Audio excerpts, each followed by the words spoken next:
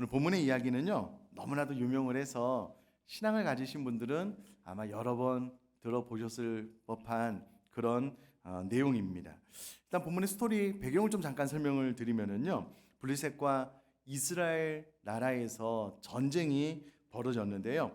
블레셋에서는 싸움을 도두는 싸움꾼 골리앗이 등장을 하게 됩니다. 그런데 그의 키가 약 한 2m 90 정도 됩니다. 우리가 잘 아는 전 농구 선수 서장훈 씨의 키가요 2m 5이고요. 전 씨름 선수였던 최영만 선수의 키가 2m 18 정도 됩니다. 제가 찾아본 자료에 의하면 역사상 가장 키가 큰 사람 순위에서 2위를 한 사람이 누구냐면요, 존 로건이라는 사람인데 2m 64입니다. 1위는 2m 72로 로버트 워들로라는 사람입니다. 그런데 이런 사람들의 키를 훨씬 더 뛰어넘는 사람이 바로 블레셋 장수 골리앗이었고요. 그의 키가 2m 90 정도 됩니다. 이야기 쉽게 말씀을 드리면은요, 제 키가 한 1m 79, 80이라고 생각을 하면은요, 저보다 골리앗은 1m 10이 더 큽니다. 제가 손을 뻗어도요, 얼굴에 닿지 못할 정도로 키가 큰 장수가 바로 골리앗입니다. 그런데 이 골리앗이요, 그가 입은 갑옷이 약 한 57kg 정도였고요. 그가 들고 있는 창날의 무게만 해도 7kg 정도 됩니다. 제가 군대에 있을 때 약 한 20kg 정도 되는 군장을 메고 100km 행군을 하다가 죽다 살아났습니다. 그럼 쌀 한 포대에 드는 것도 쉽지 않잖아요. 근데 이 골리앗은 약 한 64kg 정도의 무게를 짊어지고 싸움을 나가니 그의 힘이 어느 정도일지는 상상도 되지 않습니다. 300이라는 영화가 있는데요. 영화 제목이 300입니다. 이 영화에서 그 스파르타의 군인들이 용맹을 발휘하는 군인이 되는 과정을 좀 잠깐 영화에서 보여주고 있는데요. 영화상으로는 이 스파르타에서 남자아이들이 태어났을 때요, 병약한 아이가 태어나잖아요. 언덕 위에서 던져서 죽여버리더라고요.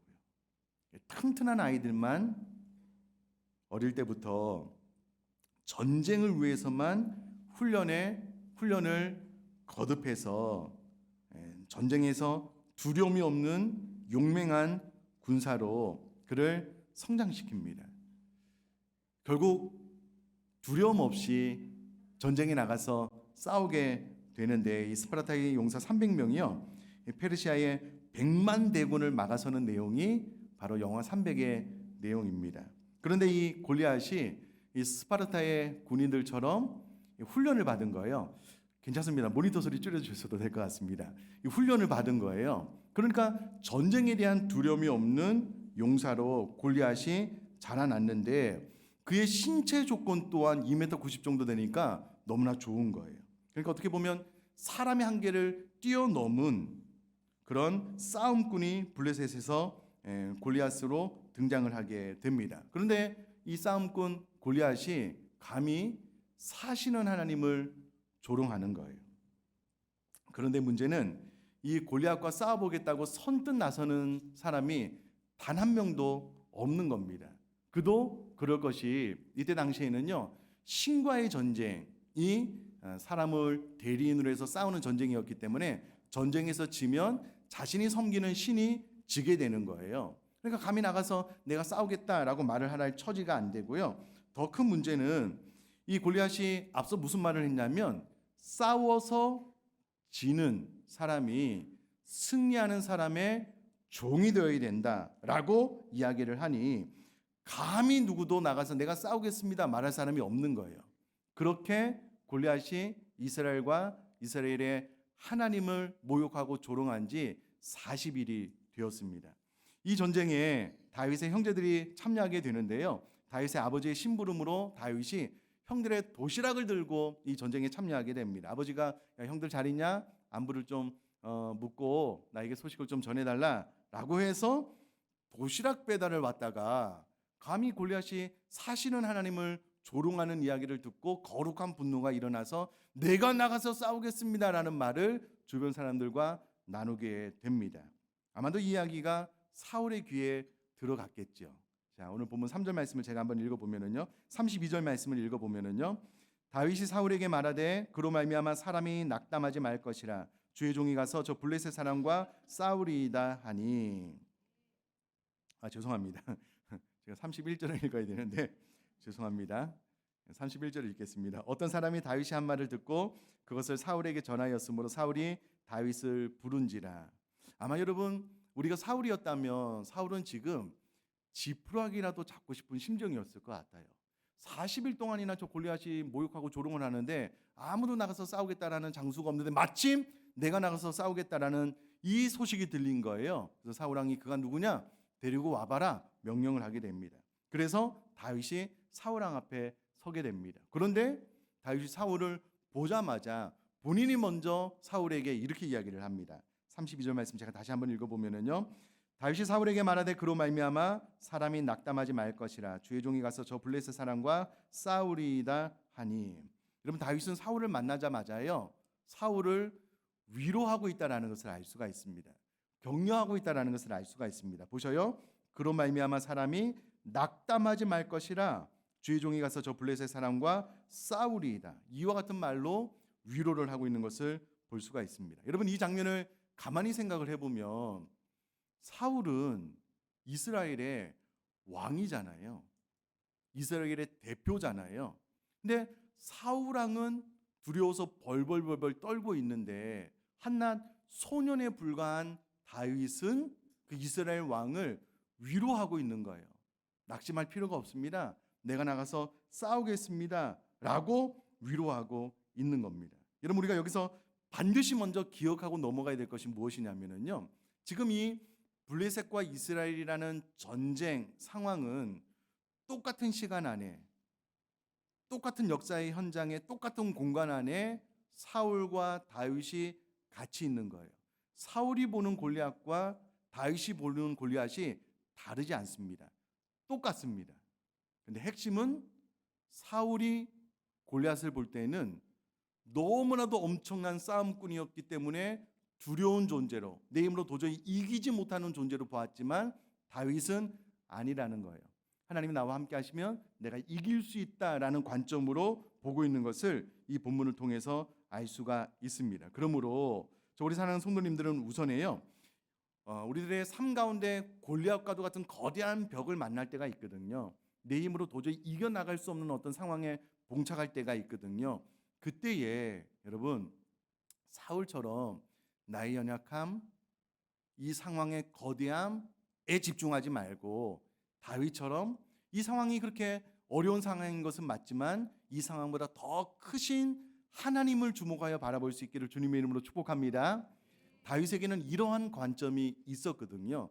그러니까 사울 왕을 위로하고 격려할 수 있게 된 것입니다. 자, 그런데 문제는 사울이 막상 다윗을 딱 봤을 때, 아마 내가 나가서 싸우겠습니다 라는 소식을 들었을 때는요, 사울이 되게 기뻤을 것 같아요. 기대감이 있었을 것 같아요. 근데 막상 눈앞에 나타난 다윗은요, 너무나도 연약한 어린 소년에 불과한 거예요. 도저히 나가서 싸울 만한 용사로 보이지 않는 겁니다. 그래서 사울이 다윗에게 이렇게 이야기를 합니다. 33절이요.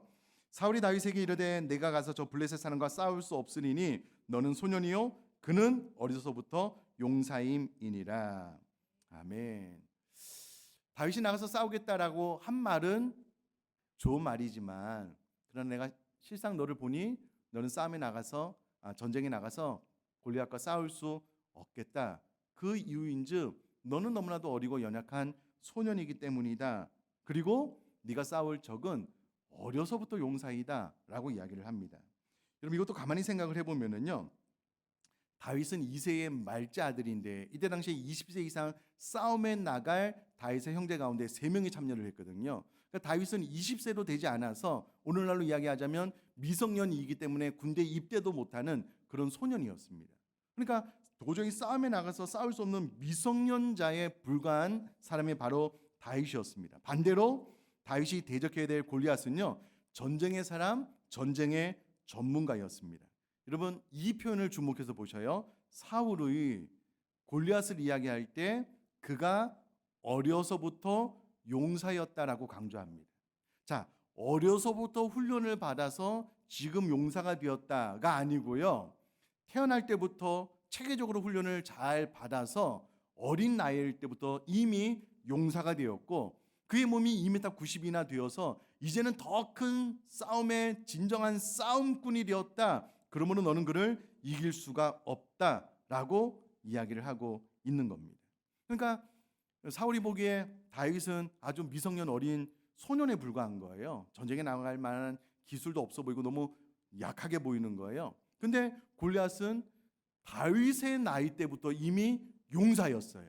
아마도 전쟁에 나가서 많은 업적을 전쟁의 승리를 아마 맛보았던 것 같아요. 그러니까 어릴 때부터 용사였는데요. 지금은 막 2m 90이나 크고 막 우람한 체격을 가지고 있으니 너는 도저히 이길 수 없다. 이게 얼마나 상식적입니까? 얼마나 논리적입니까? 얼마나 이치에 맞습니까? 그러면 다윗이 수긍을 해야 되잖아요. 근데 오히려 다윗은 전혀 수긍을 하지 않고요. 이 논리적인 사울의 말에 개의치 않고 다윗이 사울을 설득하는 것을 보게 됩니다. 자, 34절 제가 한번 읽어볼게요.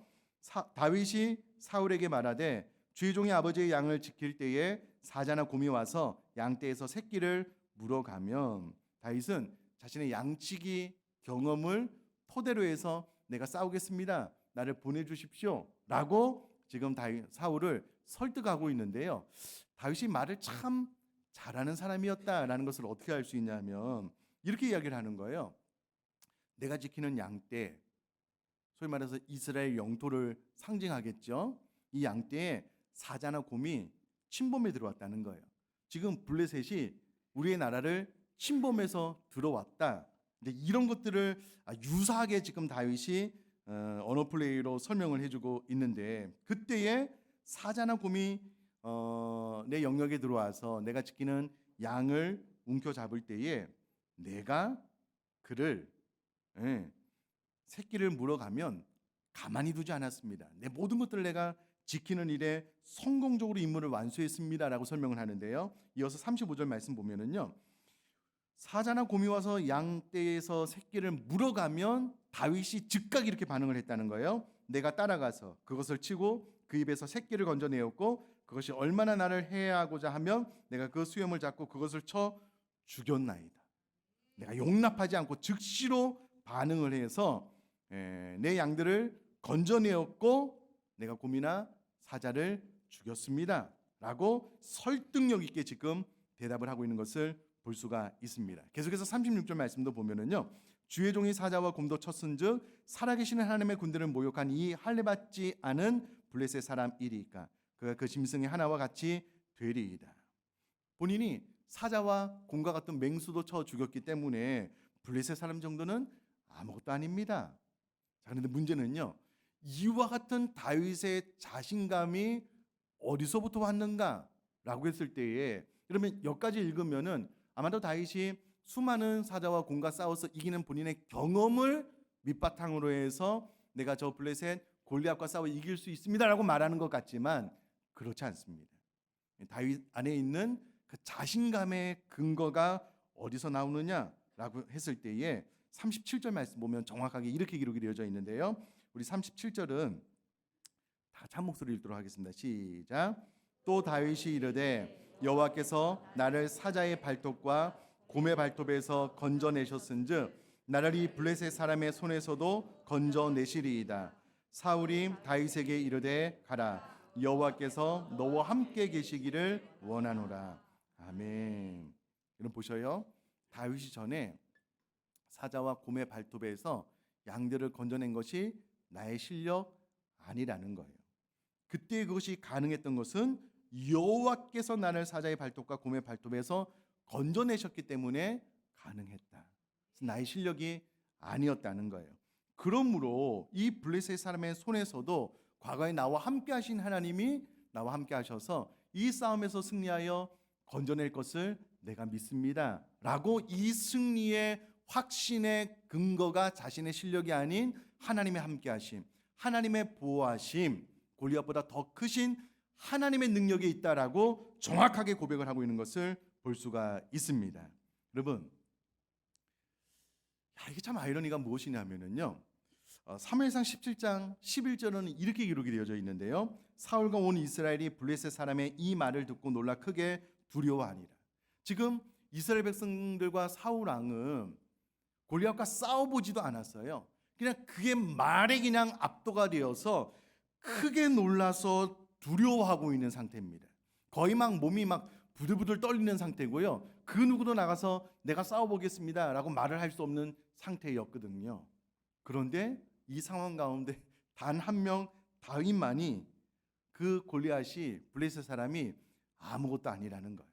왜냐하면 하나님이 나와 함께 하시면 능히 이길 수 있기 때문에 그 골리앗 아무것도 아닙니다. 블레셋 사람 아무것도 아닙니다. 하나님께서 능히 나 자신을 구원해 주실 것입니다라고 고백을 하고 있는 것입니다. 저는 이것이 참 놀란 것이 무엇이냐면요, 다윗은 20살도 되지 않았습니다. 훨씬 더 어린 소년이었습니다. 인생이 연륜이 짧잖아요.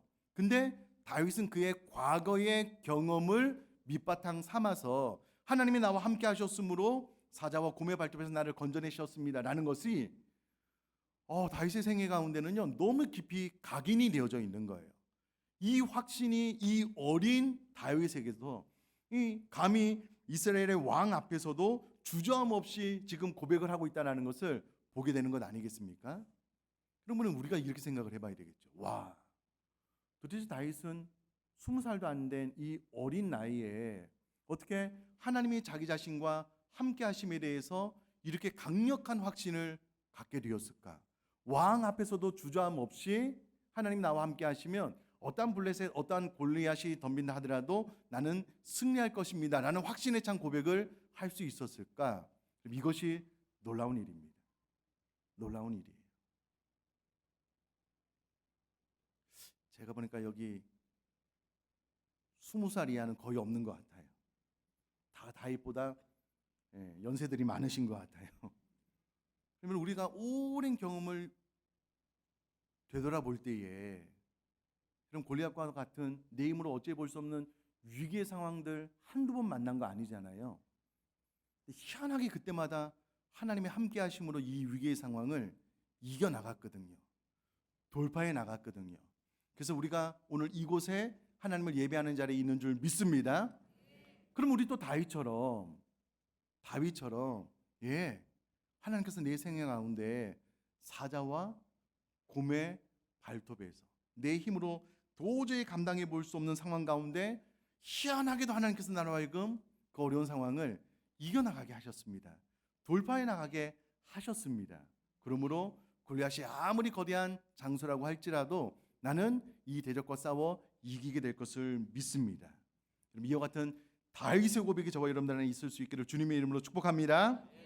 자, 계속해서요. 자, 그러면 우리가 이 본문을 통해서 반드시 배워야 될 교훈이 무엇이냐? 그럼 교훈은 이것입니다. 그럼 골리앗과도 같은 거대한 벽을 만난 성도님들 계실 것 같아요. 이게 내 힘으로 내 능력으로는 안 되는 거예요. 경제적으로 너무 어려워지고 있잖아요. 인간관계는 왜 이렇게 어렵습니까? 가족 구성원들과 따뜻한 관계 맺기도 어렵고요. 내 힘으로 감당하기 어려운 너무나도 거대한 일들이 하루가 멀다고 자꾸 찾아오는 거예요. 그러면 우리는 당장 무엇을 보게 되냐면요, 이 내 힘으로 감당할 수 없는 거대한 현실, 상황을 자꾸 주목해서 보게 돼요. 동시에 나의 연약함을 자꾸 더 묵상하게 돼요. 그러니 나는 작아지고 작아질 수밖에 없는 거예요. 근데 다윗은 이 상황 가운데요, 현실의 엄청난 벽과 자신의 연약함에 주목하지 않고요, 이 현실을 뛰어넘을 수 있는, 능히 해결할 수 있는 하나님을 주목하여 바라보게 되었거든요. 그러니까 마음속에 믿음으로 반응하게 되었다라는 겁니다. 근데 여러분, 다른 이스라엘 백성들은 자꾸 안 된다는 거예요. 이게 불가능하다는 거예요. 골리앗이 너무나도 거대한 장수이기 때문에 우리는 싸워서 이길 수 없다라는 거예요. 그러니까 40일 동안 그 수많은 모욕과 조롱을 들으면서 소위 말해서 찌그러져 있는 거예요. 무기력해져 있는 거예요. 그럼 여러분, 이와 같은 일들은요, 이미 이스라엘 과거의 역사에 있었습니다. 하나님의 놀라운 기적으로 불가능할 것만 같았던 애굽에서 10가지 재앙이 임함으로 탈출했잖아요. 그래서 이스라엘 백성들이 다 두 눈으로 봤잖아요. 눈앞에서 홍해가 갈라지는 기적을 봤거든요. 그리고 나서 가나안 땅에 정탐꾼을 보냈는데 12명의 정탐꾼 가운데 10명이 가나안 족속은 우리보다 장대하고 거대한 민족이어서 우리 힘으로 도저히 싸워 이길 수 없습니다라는 말을 듣고요. 추풍 낙엽처럼 그의 마음들이 허물어지기 시작하는 거예요. 안 된다. 불가능하다. 그 가운데 단 2명 여호수아와 갈렙은 그들은 우리들의 밥이다. 하나님이 우리와 함께 하시면 능히 그 땅을 우리가 차지할 수 있다라고 외쳐보았지만 이스라엘 백성들 전체가 다 불가능하다, 안 된다. 불신앙의 모습을 보였습니다. 결국 광야 40년 동안 여호수아와 갈렙을 제외하고는요, 그 세대 사람들이 광야에서 다 죽었습니다. 다 죽었어요. 똑같은 일을 지금 오늘 본문에서 이스라엘 백성들이 반복하고 있는 거예요. 계속해서 거대한 골리앗만 보니까는요, 나는 메뚜기다. 내 힘으로는 이 어려운 상황을 극복해 나갈 수 없다. 이 생각에 자꾸 집착하게 되는 거예요. 점점 작아지는 자신의 모습. 40일 동안요, 수많은 모욕과 조롱을 들으면서도 무기력하게 아무런 반응도 보이지 못하고 있는 겁니다. 근데 여러분, 이때에 자신의 연약함, 상황의 큼, 이것 주목하지 않고 하나님을 바라보는 어린 다윗이 등장한 거예요. 수많은 사람들 앞에 하나님의 과거에 나와 함께 하셨으므로 지금 하나님께서 나와 함께 하시면 능히 블레셋의 골리앗과 싸워서 이길 수 있습니다라고 고백을 하고 있는 겁니다.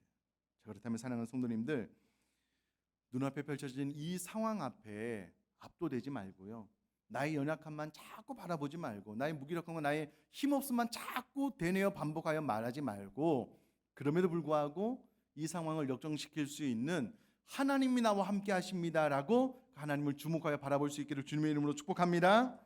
그럼 내 상황에 대한 바른 관점, 믿음의 관점이 있었으면 좋겠고요, 이 믿음이 있으면 이 상황에 대한 바른 해석이 가능하게 됩니다. 그러면 믿음으로 반응하게 되고요, 그렇게 될 때에 내 상황은 바뀌지 않지만 저는 이 상황과 맞닥뜨려서 싸워볼 용기조차 없어서요, 나는 아무것도 아니다, 나는 무기력하다 이러다가요, 이거 한번 해볼 만하네, 나는 부족하지만 하나님 힘 주시면 능히 가능하겠네, 한번 부딪혀 볼까, 이렇게 하다가 돌파되는 은혜를 경험하게 될 줄 믿습니다.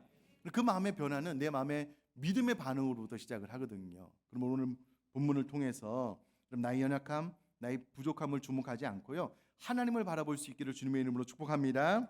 마지막으로 우리가 잘 아는 이야기 하나만 들려드리고 설교를 마무리하려고 하는데요, 우리가 잘 아는 이야기입니다. 엘리사 선지자 이야기입니다. 도단성 사건에 대한 이야기인데요, 과거 이스라엘과 아람이 싸웠을 때가 있었습니다.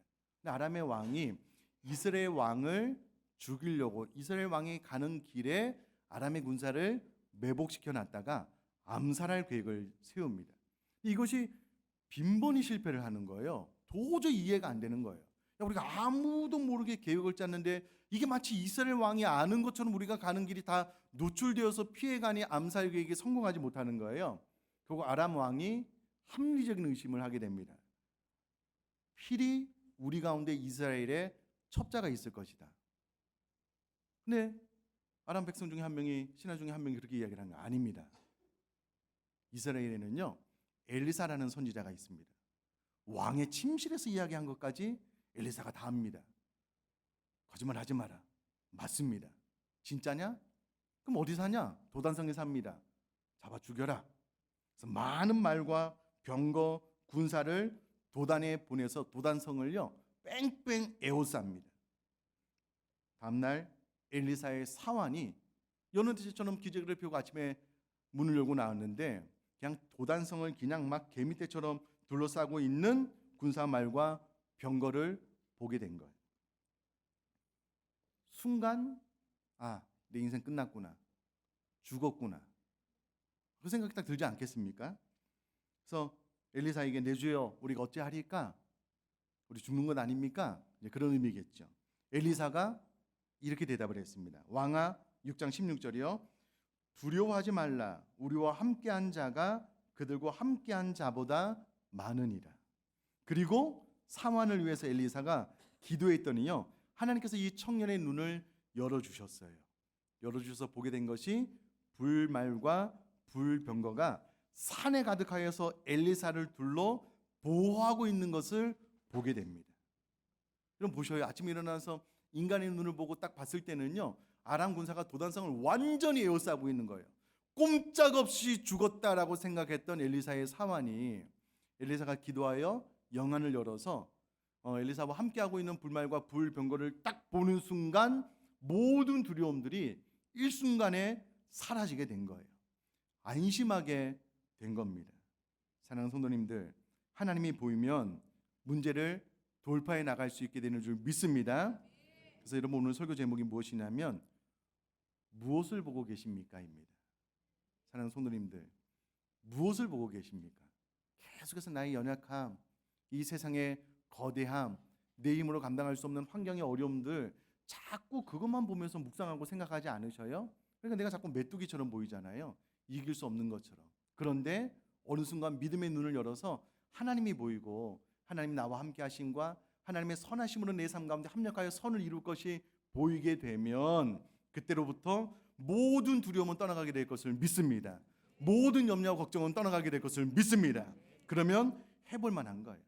여러분들, 문제는 과거에도 있어 왔고요, 앞으로도 있을 것입니다. 그러나 하나님이 나와 함께 하신다라는 영안이 열려서요, 이것을 확신하게만 된다면 다윗이 아무리 어려도 두려움 없이 이 전쟁에 나갈 수 있었던 것처럼 저 여러분들이 이 상황과 맞닥뜨려서 결국은 승리를 쟁취하게 될 것을 믿습니다. 여러분, 다윗은 어렸을 때 이것을 깨달았어요. 여러분, 우리는 어린 소년이 아니잖아요. 이미 나이도 먹을 만큼 먹었고요, 훨씬 더 많은 신앙의 경륜이 있잖아요. 그렇다면 내가 무엇을 보고 있는지를 잘 점검하고 살아계신 하나님이 나와 함께 하심, 나에게 승리를 주고 이 문제를 돌파해 나가게 하실 그 하나님을 계속해서 주목하여 바라볼 수 있게 되기를 주님의 이름으로 축복합니다.